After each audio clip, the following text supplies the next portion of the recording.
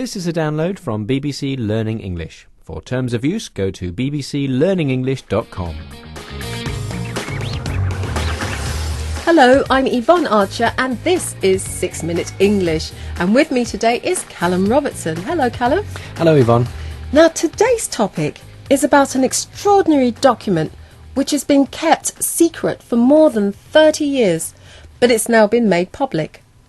It's been kept in a place where other documents and records are kept about Britain's history, and that place is called the National Archives.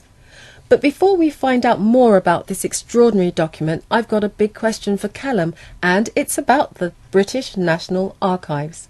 Callum, when were they started? Was it A, 800 years ago, B, 850 years ago, or C, 900 years ago? I haven't got a clue, really, so I'm just going to guess at 850 years ago. Right, whichever answer is right, it was a long time ago. We'll find out later on. Now, during the 1970s, the British government felt that a nuclear attack was a real possibility. Yeah, I'm old enough to remember those times, the times of the Cold War. It was quite a scary time when you look back on it now. The government got together with the BBC at that time and wrote a secret script. It was to be recorded and broadcast every 2 hours if there was a nuclear attack. Now, that must have been a very difficult script to write. Exactly. But that's what the BBC and the government had to do. And when it was written, it was hidden away in the National Archives, ready for use. But recently, the script was declassified. Callum, why don't you explain that for us?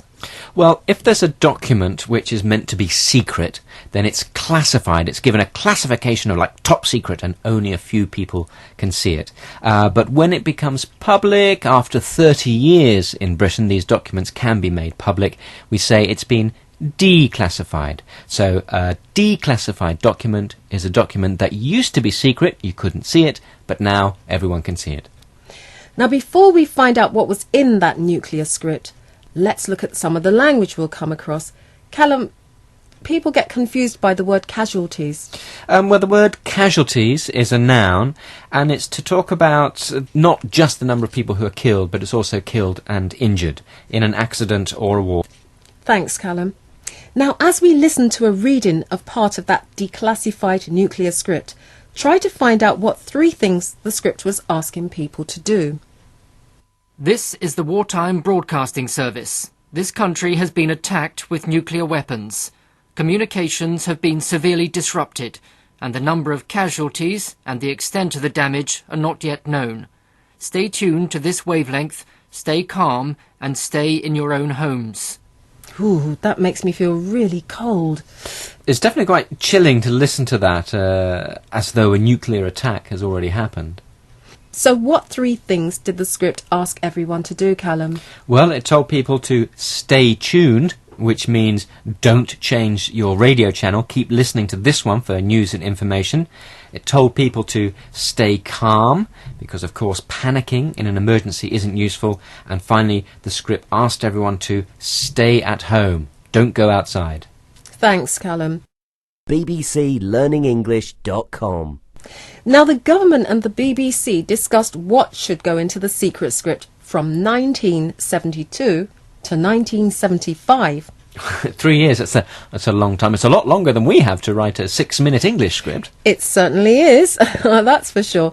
But then we don't have to write scripts that are really that important, do we? I've got another chilling extract for you from the nuclear script, which explains why people were being asked to stay at home.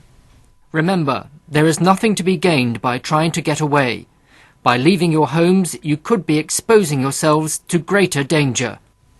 So trying to get away, to run away from home, might have been even more dangerous for people than staying inside their homes. Do you happen to know why they said that, Callum? Well, it'd be a number of reasons. One, if there's a nuclear attack, then there's a danger of radiation sickness in the air. You'll be a little safer staying at home. But also, there could be panic on the streets. The traffic would be chaos. It would be very dangerous. So best to stay at home, safest. That's what they believed. That sounds sensible. Anyway, here's something a little less frightening.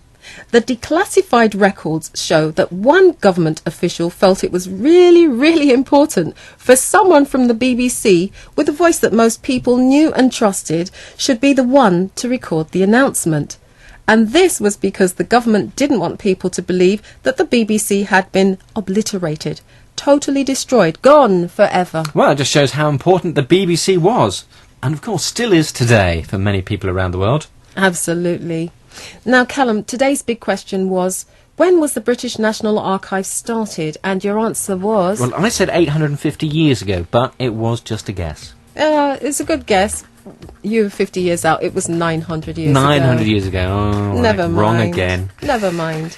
Well, we hope you've enjoyed today's 6-Minute English, and do join us again next time for more. Goodbye. Goodbye. bbclearningenglish.com